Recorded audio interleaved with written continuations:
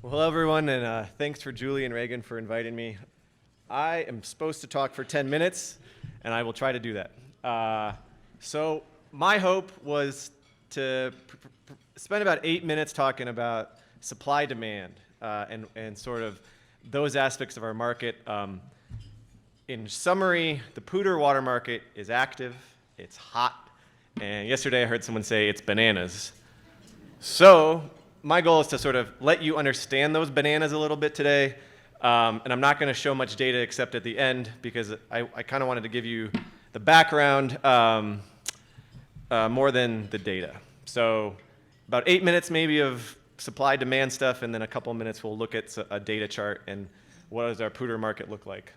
The primary driver of our water market is land development. And the little graphic down there is sort of the explanation of our water market.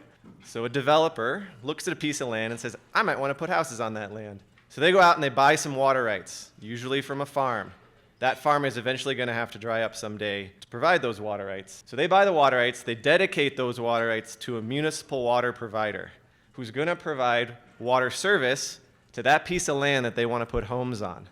Now, a little flip on that is that developer could pay money to the utility, and the utility could go buy water rights to provide service for that piece of land. But either way, the water rights being acquired, usually out of agriculture, are driven by the desire to put homes on land. So the developer invests further, builds the homes, those homes go for sale, and that's really what drives our water market in the Poudre, and actually the whole water market in the Front Range of Colorado. A couple of points there. Your monthly water bills do not reflect the water market on the Poudre whatsoever right now. And the reason is because the complete water supply for those homes has been decided by the time they're occupied. So it's a one-time transaction. Those homes cannot be occupied unless there's a full, reliable source of water supply being already acquired. So, in case you didn't know, this is a quick map of the municipal water providers in our area on the Poudre. The ones shown in blue are often referred to as the tri-districts. Their service areas are shown in that purple color. They have a water treatment plant up by Horsetooth. Fort Collins has a water treatment plant up by Horsetooth. Greeley has a water treatment plant up near Bellevue. And Wellington has a water treatment plant right near their town. The three orange-colored, Windsor, Severance, and Timnath, they're all served by some combination of those other water providers currently. So this is who provides water throughout the Poudre Basin down from the foothills. So like I said, the primary driver of our water market, and the reason it's so bananas, are these two graphs. The graph in the top right is housing starts coming out of the recession from 2011 to 2018.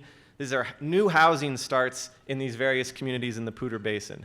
The graph speaks for itself. There's been a lot of new home starts. New home starts mean water rights were acquired and purchased, and it's Poudre water market activity was going on to make those housing starts happen. The graphs on the bottom are four communities: Fort Collins, Greeley, Wellington, and Windsor. The blue line is the housing price appreciation. Housing prices have been increasing, and I think that's a 5 or 6 year trend on the bottom there. So housing prices are going up.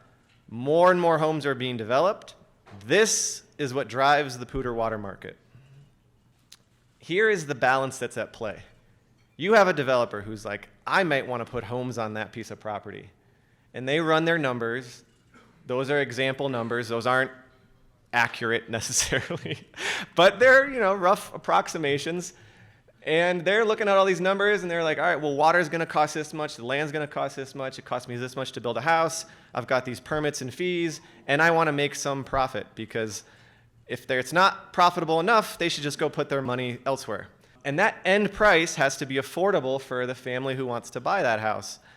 And so this balance between what the developer can, if they're interested in developing that piece of property, and the home price that results, is the balance that really affects our Poudre water market. If the water's too expensive, if the land's too expensive, if regulatory approvals are too expensive, that home price isn't going to be attractive to people, and it's not going to be a good investment. And this is sort of what's starting to happen across the Front Range of Colorado, is development projects are starting to be put on hold because not just the water, but various things are getting too expensive for the home price, the end result. And so our market has been really active because these numbers have worked out.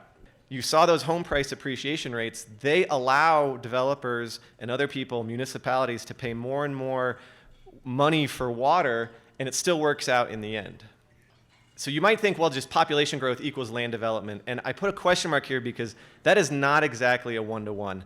Land development, in my mind, does drive our Poudre water market. Population growth is a much more complicated number because of these three questions that I have up here. So the two graphs are the projected population growth of Larimer and Weld counties from the state demographer over the next, I can't remember, I think 30 years or something like that. The bottom graph is per person water use rates over the last 30 years, again for Larimer and Weld County, shown in blue and red there. So in Larimer County, we're expecting to see about a 1 to 2% annual average increase in people. Over the last 30 years, we've seen about a 2% decrease in how much each person uses water. So that dynamic right there says that, well, population growth might not actually cause water market activity in our basin. Other things that affect it, where will those people grow? Where will they live? That affects the water market because not all the municipal entities have the same water portfolio or the same perspective on needing to acquire new supplies. What type of homes are built? Small lot homes, high density, apartments. All these things play into whether people will influence our water market. To the extent that people cause land development, I would say yes. We're going to see more of the same moving forward. And then the question at the bottom there, will growth cause shortages? My short answer is no. Because like I said, there's a one-time transaction before anyone occupies a home on the Front Range that the water is already secured to supply that home. So what we have is, market activity is really driven by new development, new land development. So I'm going to brush through these two supply slides. So we're talking about supply-demand dynamics. All of what I just said is the demand pulling the market forward. Supply is feeding water into the market. And since I don't have much time, I'll just breeze through these. The map is sort of a line diagram of where various ditches divert off the Poudre. The red dots are where the treatment plants are for Greeley, Fort Collins, and the tri-districts. So not all supplies are created equal. In the Poudre, and much like everywhere else in the western U.S., not all supplies are created equal. There are very valuable supplies, high demand supplies, and there are supplies that just don't fit the bill as well.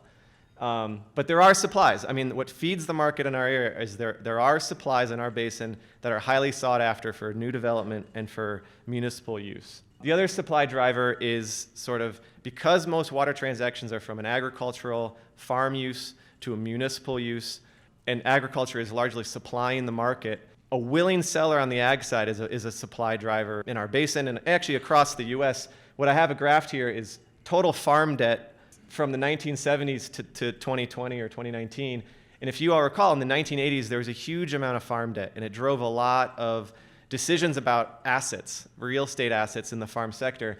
The amount of farm debt we're currently seeing is similar to what it was in the 1980s, which has a big sort of driver of market activity. So here's my last slide. With all of that I said, the graph there is showing is the y-axis is price, dollar per acre foot. All these dots represent water transactions in our basin, just our basin. And the blue dots are Colorado Big Thompson units. This is the gold standard supply that most municipal water providers want, and historically it was what most developers bought to get their project through the door. And it continues to drive our market. And so you see the blue line is kind of leading the market. It drives prices upwards. It is sort of the market standard. The ditch company shares are all the green dots that are below that blue line, and you can see how variable they are. There are ditches that are valued at $3,000 an acre foot, and there are ditches that are over $30,000 an acre foot. And it all depends on those, how valuable is it, how useful is it to development and to the municipal water providers. So you get a lot of variability in how much water is worth in our basin, and a lot of that is based on location and sort of how useful it is. And you can see the bananas recently. So look at that blue line and the dots going up. Since 2018, those prices have appreciated well over 100%. It's kind of crazy what we've been seeing recently. And I think, like I said, we're at this point where the dynamic is weird between affordable housing and water and land and all the things that go into development of new homes. So hopefully that's a good overview of the Poudre water market. Thanks.